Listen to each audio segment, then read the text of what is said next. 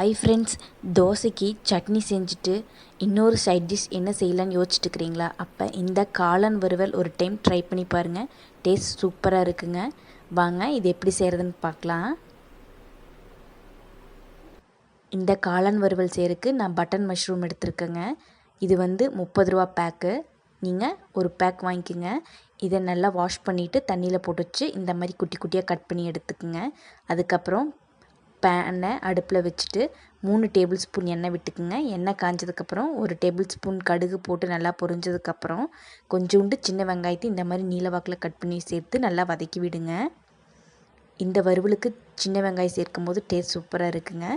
வெங்காயம் நல்லா வதங்கினதுக்கப்புறம் நம்ம அடுத்தது இஞ்சி பூண்டு பேஸ்ட் 1 ஸ்பூன் சேர்த்துக்குங்க. இஞ்சி பூண்டு பேஸ்ட் சேர்த்ததுக்கப்புறம் நல்லா வதக்கி விடுங்க. இந்த வெங்காயம் இஞ்சி பூண்டு பேஸ்ட்டும் இந்த எண்ணெயில் நல்லா வதங்கி வரட்டும்.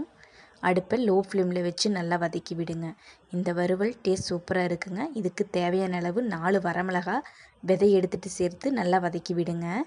உங்கள் காரத்துக்கு தகுந்த மாதிரி வரமிளகா ஆட் பண்ணிவிட்டு அதுக்கப்புறம் கொஞ்சோண்டு கருவேப்பிலை ஆட் பண்ணி நல்லா வதக்கி விடுங்க. இதெல்லாம் நல்லா வதங்கினதுக்கப்புறம் நம்ம கட் பண்ணி வச்சுருக்கிறோம்ல மஷ்ரூம், அதையும் சேர்த்து நல்லா வதக்கி விடுங்க. இந்த மாதிரி மஷ்ரூமை குட்டி குட்டியாக கட் பண்ணி சேர்த்து வதக்கி பாருங்கள். டக்குன்னு வதங்கிடும். சாப்பிட்றக்கும் சின்ன சின்ன பீஸாக எடுத்து சாப்பிட்றதுக்கு டேஸ்ட்டாகவும் இருக்கும், நல்லாவும் இருக்கும். அதுக்கப்புறம் இதுக்கு தேவையான அளவு மஞ்சத்தூள் ஆட் பண்ணிவிட்டு தேவையான அளவு உப்பு சேர்த்து நல்லா வதக்கி விடுங்க. இந்த மஷ்ரூமுக்கு தண்ணி எதுவும் ஆட் பண்ண வேண்டாங்க. இந்த மஷ்ரூம்லேயும் நிறைய தண்ணி விடும். இதுக்கப்புறம் மூடி போட்டு 5 நிமிஷம் அப்படியே விட்டுருங்க. அதுக்கப்புறம் மூடி ஓப்பன் பண்ணி பாருங்கள். மஷ்ரூம் எவ்வளோ தண்ணி விட்டு நல்லா வதங்கி வந்திருக்குன்னு. மஷ்ரூம் இப்போ 3/4 நல்லா வதங்கி வந்துருச்சு. இதுக்கப்புறம் அடுப்பை நல்லா ஹை ஃப்ளேமில் வச்சதுக்கப்புறம் 1 ஸ்பூன் கரம் மசாலா ஆட் பண்ணிக்கோங்க.